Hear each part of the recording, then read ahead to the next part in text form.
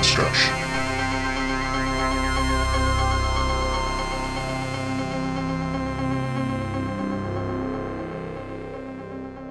What's up, everybody? It's the horror. Oh boy, what the fuck? It's the Horror Deconstruction. You can find us on Instagram, Facebook, and YouTube. Mostly on YouTube. Give us a like, share, and subscribe with your host Komp and Clarenstein. as well as Butter.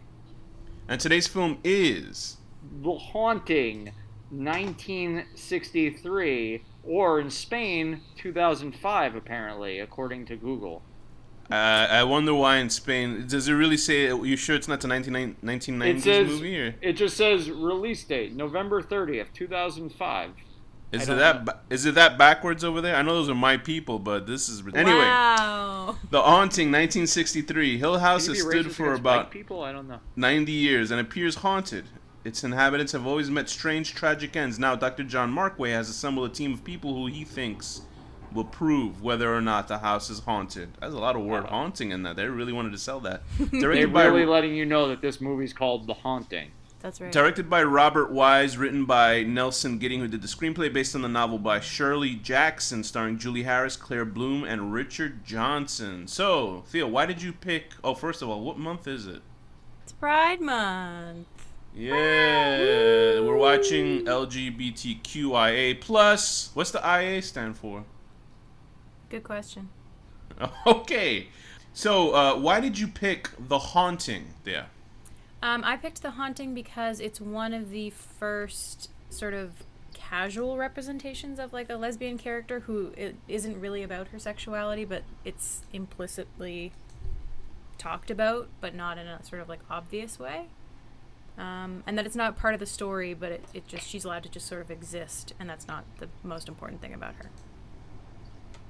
Yeah, it was really interesting. I mean, it is directly, confronted in the movie, but it's confronted in a way that, like, I think a general audience who does not pick up on stuff like that, they wouldn't understand it. Like, they'd just be like... Yeah, they could just be like, oh, she means she's like a general, like just a monster, like in the way that she's behaving or something, and not. Yeah, I think the big thing obviously is when she says you're a mistake of nature. Like, yeah. I'm sure somebody who is like in the theater with a pipe in his mouth going, sure, what does that mean? You know, it's just like that. But anyway, so Theo, why don't you talk about the setting of The Haunting, 1963? Yeah, so it starts with Dr. Markaway, who is planning an expedition to Hill House. He gives a little bit of background about the Crane family and the mysterious accidents which occur to most of the women that are involved with the house, including his wife, who dies in a car accident right away before she even sees the house, and I think his second wife... I think it was a horse accident. Right. That's what they called horses back then. The horses were called cars back then, though, in her defense. A wagon accident. Exactly. And then when his daughter grows up and lives in the house as sort of a shut-in, it seems, her caretaker leaves her unattended and she dies, and then the caretaker stays forever in the house and then kills herself by hanging herself from the stairwell. Her caretaker was more interested in the sausage than helping out her dying person that she's taking care of, and then she obviously... That's correct. I don't know if she felt guilt about it. I guess she must have felt guilt about it, right? Because then that's why she hung herself. It's really well shot. Like that part when she kills herself. Well shot. I really like the design of the fucking that like spiral staircase. Yeah. Like, I think what's cool about this, it must have obviously been very important in the novel, because that staircase shows up in the first and the remake. Although maybe it's just something that they made for the movie, and then they liked the design so much they brought it up in the sequel. I never read the book, and obviously this was also adapted into The Haunting of Hill House, something I completely forgot. And I was like, oh yeah, Theo and all these other characters, and now, but they completely changed the whole fucking like story for that. Yeah. And the weird thing is, like, Shirley Jackson, like, she probably, like, if she was alive, she'd be like, what the fuck is all this? This was a psychological horror, you know? You know that that movie you showed us, Thea, like Rose Matter. Rose Red. This is that is definitely inspired by this. That movie was totally inspired by this, like 100%. Yeah, they're all based on the same source material, which is The Haunting of Hill House. Yeah, by Shirley Jackson. So they all have a lot of like references to that, like the idea of the house. Even the flower room, the garden room also, and stuff was. Yeah, exactly. Like you can figure out that a lot of horror writers really look towards Shirley Jackson. She's like a very prominent name that comes up whenever they talk about horror novels because she's an originator. And the thing is, I think with Shirley Jackson material, and plus this type of film is a haunted house movie, and I think it's very rare that we see like a haunted house movie where they utilize the house, at least for movies, really well. Or I haven't seen many. And I think they did a good job with this one. Sort of like Rose Red, they sort of did a good job, but Rose Red was really campy. Yeah. It's one of those things where you try to find the existence of ghosts, but a girl who can psychically float people in the air. Nah, who cares about that? I want to find ghosts. That doesn't matter. But anyway, so yeah, and then also there was obviously The Haunting, the remake. I don't know how we've done obviously haunted house movies. But it seems to be like when they... We didn't do the remake of this, though. No, I'm sure eventually we will, but I'm sure we will talk about it in this one. I think when you make a haunted house movie... Because the thing with haunted house movies, you don't have to have people die necessarily in haunted house movies. Yeah. It probably can fit a thematic thing. It fits something, I guess, for audiences to be, I guess to show there's a body count. I guess it's not necessary, but obviously if it happened in the book, you want to keep it that way. But I think the characters in here. Why don't we get into the characters? Danny, you're gonna love one of the actors in this movie and you're not even no, but I mean in person, the actual person. So let's get through the characters. Eleanor Lance, Danny's most hated character, obviously in the film. She is so irritating. Who was she in the TV show? Was she the jilted wife in the show or something? The one that the lesbian sister had sex with? The character that takes her name on is Nell, who is the youngest sister, who dies sort of fairly early. Yeah, they. Okay, because like, I'm usually that guy's good at it. Like the whole time, it's just like, please shut up. You're so dramatic. So what's Nell's story, Thea? In this film, the story is that we first meet her when she's living in her sister's house. She had been caretaking after her elderly mother for I think 10 years or something. Yeah, I think it was 10 years. She's probably roughly around 30, right? She looks around 30 or something like that. So she's basically given up like almost half of her life caretaking for her sick mother, and ultimately got sort of tired of it and neglected her mother to the point that she died, or just at least didn't call. I think it was it was mirroring what the original caretaker with her. So it's the same thing that happened to her. And she's like sort of weighed down by this guilt, and then also wants her own life, and is sort of being controlled by her sister, who doesn't think she.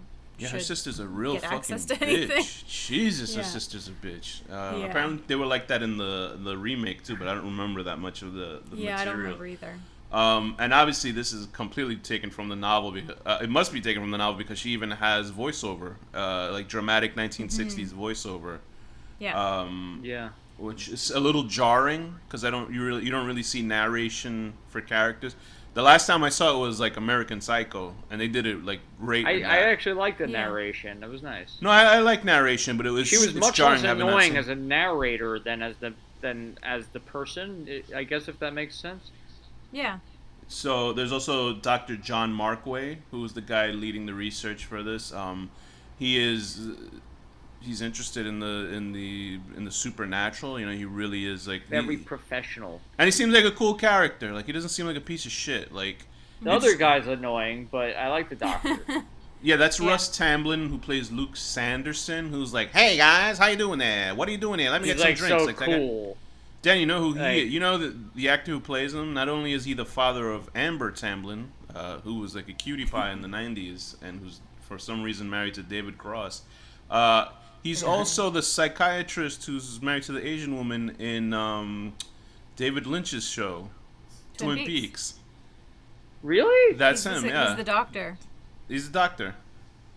Wait, what? Dr. Really? Lawrence Jacoby. Now Danny's like, my this is the God. greatest character. Right? He's so young in this, I didn't even recognize him. That's so fucking crazy. I didn't realize that. I know when I saw him, like the actor, I didn't recognize him from Twin Peaks. I recognized him from West Side Story. That's because I was like, I know who this guy is. Like his face. I was like, was he in What's the his connection? Let's go to the character who's the most Dr. representative. The most representative of this month, who is Theodora. So who is Theodora? Theodora, who doesn't have a last name, which is very, Madonna, Beyonce. Well, you dropped your last name, right? Everybody. That's Isn't right. it true yeah, that all we just drop LGBTQ it. people drop their last names? Yeah, anytime you become part of the community, you drop your last name. That's pretty cool, actually. She's the only other person of Dr. Markaway's list to Markaway, to show up. Basically, she's the only other person that was like, okay, yeah, I'll see what's up. And she has ESP. She can sense sort of thoughts of people. So she sort of instantly knows things. And they really downplay the ESP thing. They only talk about it like once. She got 19 out of 20 cards. I mean, she intuits a lot. She sort of says a bunch of things. There's a character in The Next Generation who can read your feelings, like empathy or something, but like her character can actually like know shit. Like she just picks it up, and it seems to be like normal. Like it's like, and I like that about the character. I like that Theo's like, to me, Theo's the most interesting character, because they actually hired a separate like stylist just for her to look bohemian, and cool. she is like fucking a magnet, honestly. Claire Bloom is like, she's gorgeous, and she's cool, and she looks cool, and you're like, wow. I support her bullying Eleanor, because Eleanor is so fucking annoying. It almost seems like everybody's bullying in the movie except for Markaway. Like Markaway seems like a nice guy. Like it's weird having seen the remake. I think it was the '90s version. Like they even made like Markaway a little bit more sinister in that one, because like Liam Neeson, who's actually very good in that movie. Like Liam Neeson's actually a good movie, but I'm a good actor, but he's always in like weird action movies now, because that's all I guess people give a shit. I will say, like, for that movie, I don't want to get too much into that movie, but like his picking of the peoples for alternative reasons. Like he says that he brings all these people together because he wants to, see why they can't sleep. Right. But it's in actuality he wants to see about fear. So that right there, it's already like, well, this guy's an asshole. Like, what is he doing? But in this one, Markaway seems to be like a straight shooter, and he's a much. I mean, except that he doesn't say he's married, and he is. What a horrible, what a monster, right? His wife is a real asshole. I wouldn't have said it either. He's being very flirty and not saying he's. I mean, he could have just said, "I'm married," right off the top. I don't think he was flirting. I didn't think he was flirting at all. Really? Yeah. Why can't they just be platonic? I think he's beautiful. I mean, like look at his times. options. His options. There's somebody who's definitely not interested in him, and a really, really annoying woman. Like, you know what? Apparently, in the 1960s, flirty is when everybody else is a bastard in this movie, and then he's nice, and they're like, he must be flirting with me. He must be nice. You know what I mean? He says why can't men and women just be friends? 3 times, which for that era is What does he say 3 times? He says she's beautiful 3 times. He's like, wow, you look great. Wow. How you're so beautiful in the morning. Wow. Well, that's like every the time main he value. Sees her. I'm sorry. This is typical matriarchal feminist look at men as pieces of meat who should serve them in some sort of capacity with their misanthropy. flirtation. Not exactly. Wait, no, not misanthropy. Misandry. Misandry. I like misandry. I used to go to school. I used to go to school with that girl. Misantropy is. Never mind. Yeah, Misandry was a really funny classmate of mine. So, Markaway, they changed his name to Markaway from something else in the novel. I don't know why, like, they specifically changed that, but Markaway is bringing them together. It almost seems like he actually picked them because they all had sort of supernatural experiences. Obviously, Theo with her, having ESP and stuff like that. He didn't pick the guy. He didn't pick Luke because Luke is just. I think the guy was just his friend. No, he was he was the nephew of the. Yeah, nobody needs a friend like that guy. So it seems like he had more people, but they just didn't show up. I remember they dispatched them differently in the remake. There was like some sort of minor accident, and those 2 characters just sort of leave instead. and in this one, they're there for the night. And I think it's obvious that Shirley Jackson wanted to make it a little bit more ambiguous, the supernatural elements of the film. Mm-hmm. Obviously, if you hear fucking walls getting smashed and shit, you can be like, "What the fuck?" You know, that's scary. You could think that it's somebody else doing it though, but then you see a wall actually fucking breathing, and it's like, "Oh, okay, this is haunted." So it's not as like super obvious as like the remake, because the remake they're just like, "Fuck it," like here's statues grabbing you out of the fucking floor and throwing you into water and stuff like that.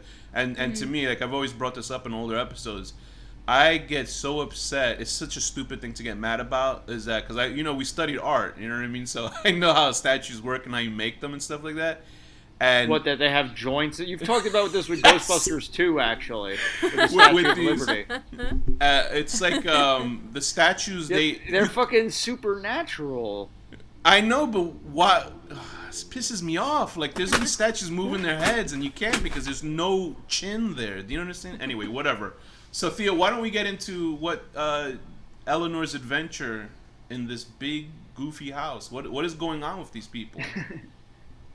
What is going on with these people? Big, goofy house. Well, why does it seem like there's a conflict every second? Because it seems like Eleanor has because she's just such an asshole. Eleanor is like a freeloader. For some reason, Eleanor is like freeloading. Like she's like, "Oh, I'm gonna stay here forever in this house just because I got picked for this." Like I don't get the logic of that. We saw what she has to go back to, which is pretty much garbage. Yeah, but she doesn't have to go back to that. Nothing. She could do anything. She's just a fucking annoying asshole. But the point is, she can't do anything. She has no resources. She has no home. She has no friends. No real family. So you're gonna stay in a place that's trying to kill you? Well, it seems like. Well, who says she could even stay there? She doesn't have no right to stay there. Yeah, and it's weird. Yeah, but she's like, my options are my sister who's mean to me, or a place that's literally trying to kill me, and every 10 seconds I'm freaking out and yelling at people. Yeah, I think the movie sort of, to me, leaves it ambiguous. Like, obviously the house is haunted. I think it's left ambiguous to me whether her own grief and sort of inner turmoil is leading her to like sort of lean into it and then almost kill herself essentially, or whether she's actually experiencing supernatural things. I think she really did, though. It's interesting in the film how they have Theo's relationship with her, because I think obviously Theo's smitten with her to some account, but I don't know if this is like a 60s. Oh, I don't know. Yeah, I don't know. Yeah. I guess it could be a mix of both, because I don't know if this is like a 60s thing where instantly if there's a gay character who's in love with everybody, you know what I mean? Yeah. You could be a gay character that's not interested in any of the principal characters, because I don't really know. I don't really know what's attractive about Eleanor's character in the first place. I didn't get a feeling that she liked her. I got a feeling that she thought she was kind of lame and was just fucking with her a bit. Which I don't blame her. Toy with her a little bit, maybe. I think Thea was trying to break her out of her shell, but she was using the wrong sort of methodology, because she was very cat-like in that she was playing with her, like hitting her left and right to make her open up a little bit more. But every time she did, like Eleanor was like a maniac. Like she was screeching banshee and shit. And you're like, Jesus Christ, like what a way to overreact. Although she did do some asshole-ish things, like Theodora did, like, oh, you got a crush on him, don't you? Like in front of everybody, and then she'll do, and you're like, Jesus Christ, because this woman laid down. With your hair. Like, I'm not a fan of bullying, but this woman's like asking for it. Like she is, like she pulls it out of the other character. She does.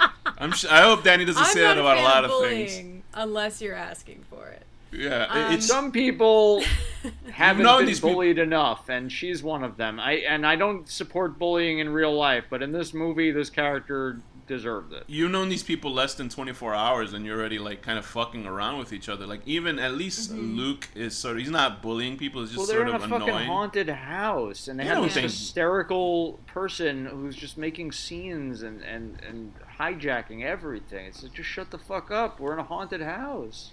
Go ahead. She gets into situations where she, like, at the end, she's climbing up stairways. She's fucking, like, by herself, almost falling off of railings a couple of times, because I guess the house is trying to manipulate her into dying, just like the previous tenants. It's not trying to kill anybody else, really. It's just like kind of looking towards her for some reason. Yeah. And I don't know why that is. Because she is the house was controlled by me. It had my mentality. Was she related by to anybody in there, by the Cranes or anything like that?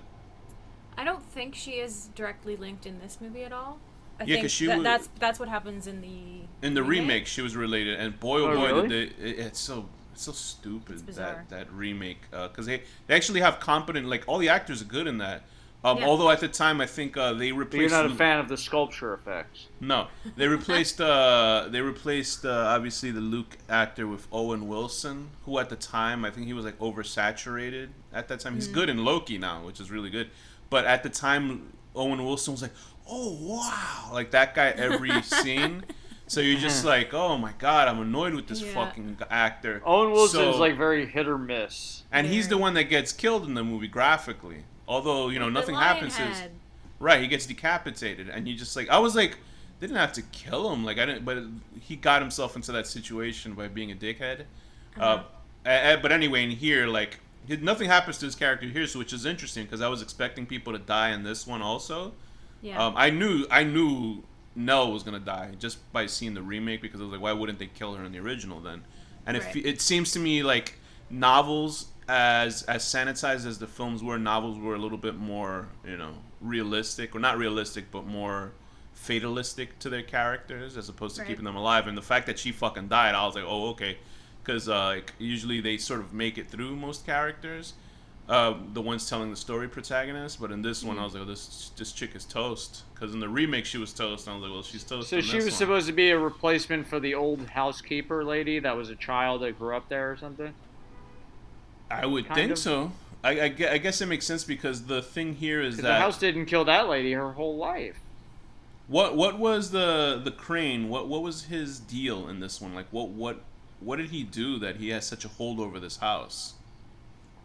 It's kind of unclear, isn't it? Like there's the only kind of indicated thing is that they find that book that they start reading at one point, which is like his own sort of religious rantings, I guess. It's almost like, in Evil Dead when they find the Book of Candaria. It's like that, but then nothing really happens. But then nothing happens. Yeah, because in the remake, he like what do you mean? The book is the whole fucking thing.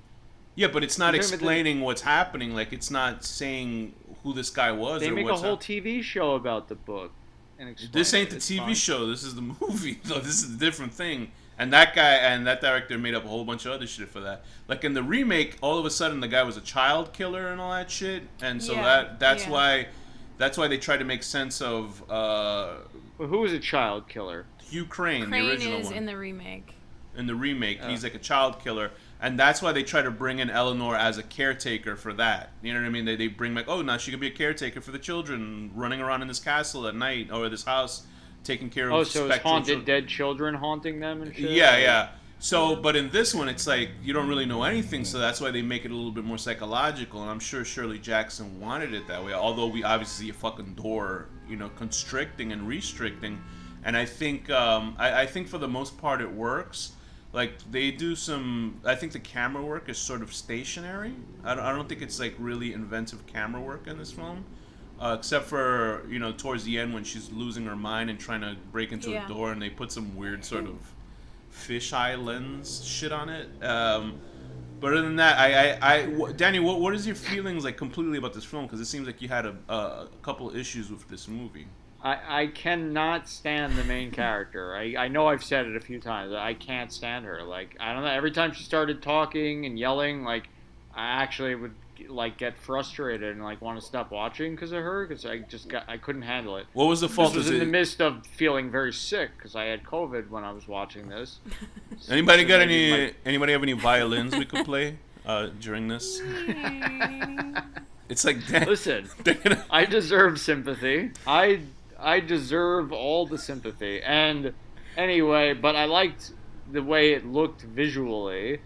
And I like the, like the old-fashioned build-up and everything. It's nice.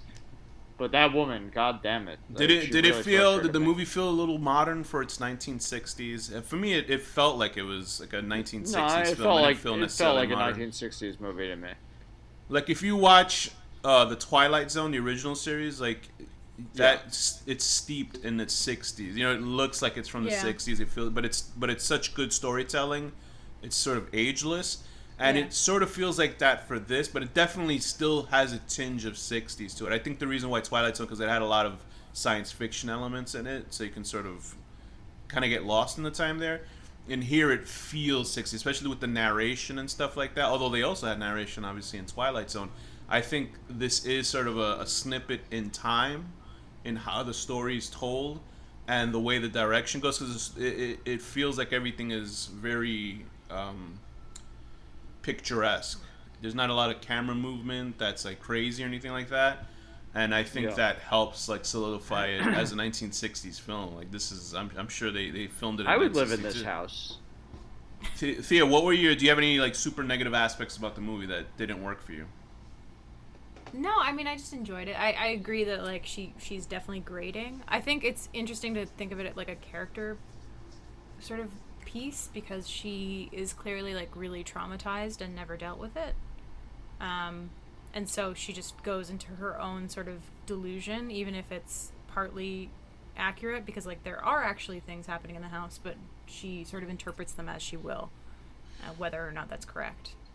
So and it's also like maybe she did put the writing on the wall. Like we don't know some of those things.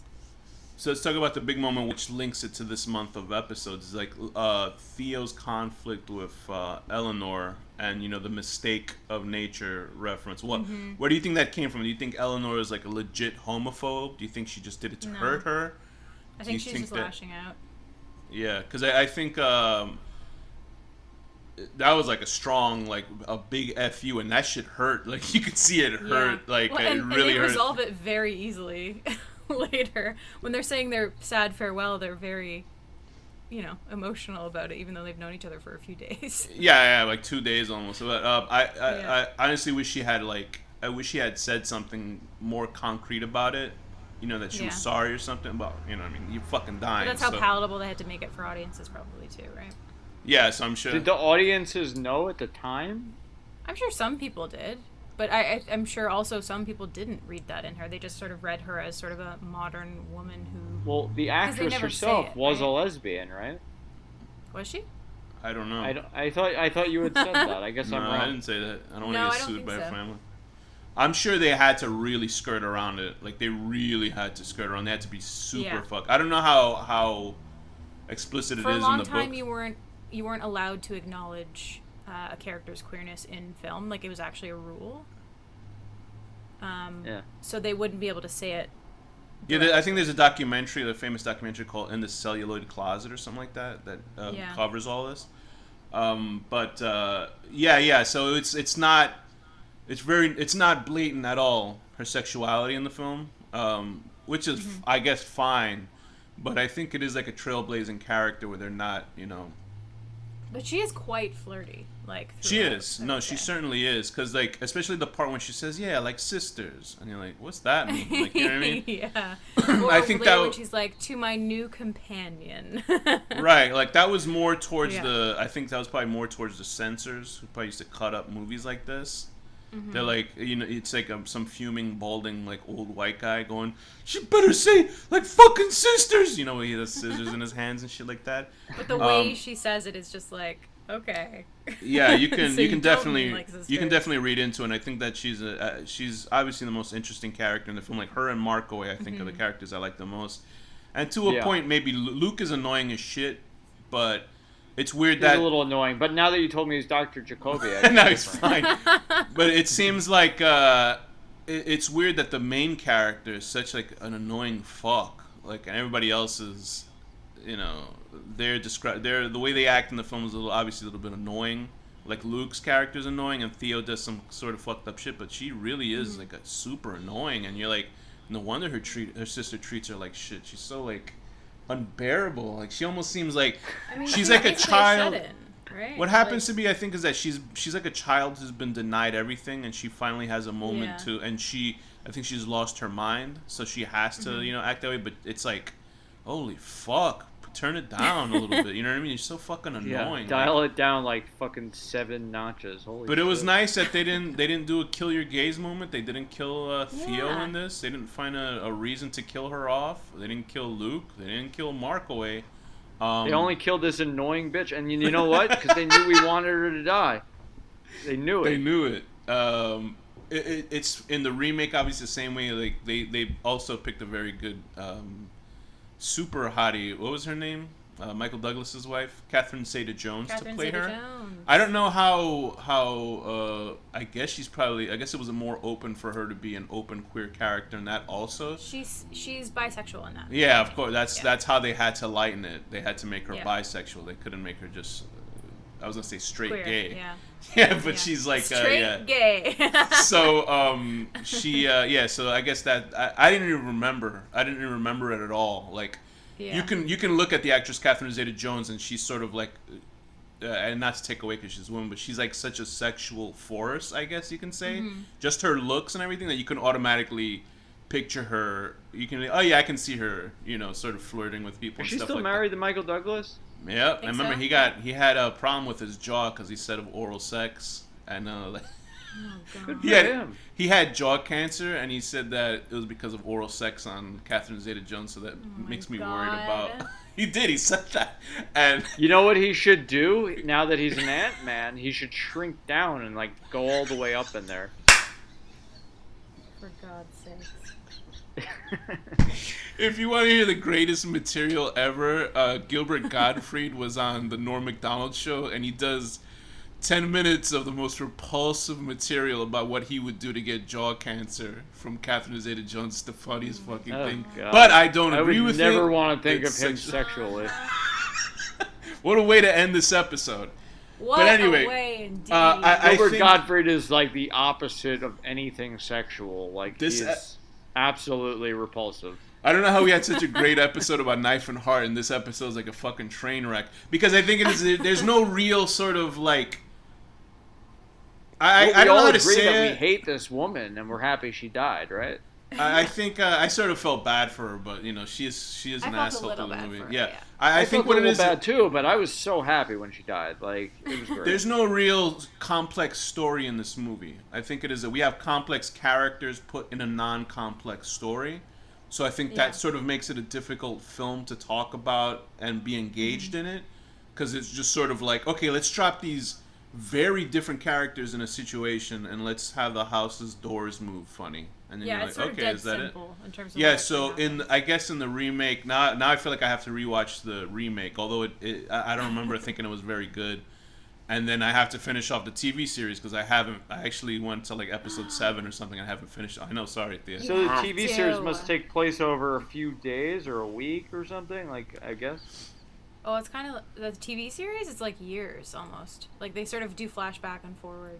Yeah, I think it shows like probably a year of the family moving into the house in the original, and then probably a year or maybe like a couple of months with them dealing with the sister's death, and then they just intertwine the timelines. But as a film, what rating would you give this film, Thea? The Haunting, 1963. I'm gonna give it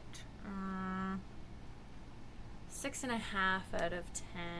Yeah, because it's one of those things where you think about it, then you're like, okay, and it's sort of like, all right. It's like I would still like I liked Theo a lot. And that's a cool character to see, but the story itself is like fairly simple. It's fairly straightforward, and as far as haunting movies goes, it's not my favorite. But what did I say? 6.5 out of 10.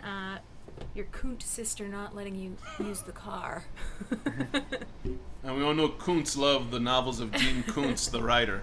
That's right. I would also give it a 6 out of 10, simply for the fact that you can watch. Theo's an interesting character, and she's hot.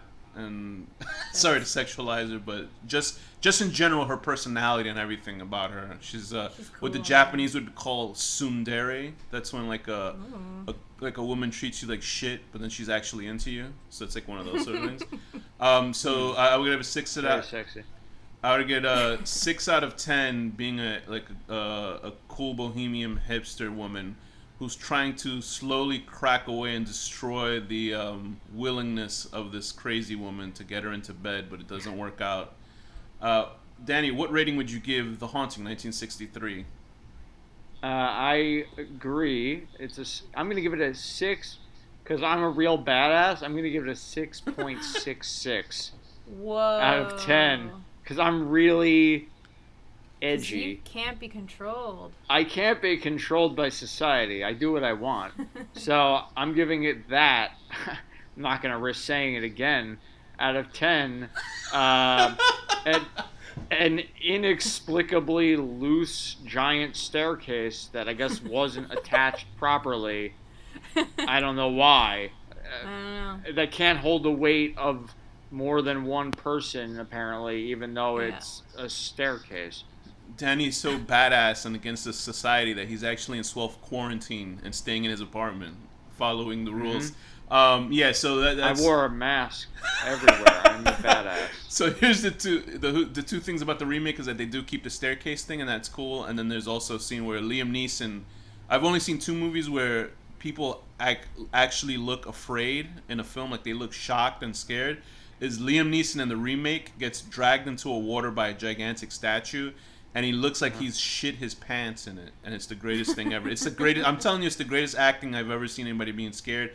Besides another movie called what's the word about when you're Reincarnation is this Japanese movie where this girl, this poor actress, looks like she's shitting her pants too, and that's the 2 greatest. I thought you were gonna say Leslie Nielsen from Creepshow. Well, yeah, that's pretty good too, but he can hold his breath for a long time. And with that, Thea, what's the final word? Flipper. Danny, what's the final word? Adapter for my toe. What?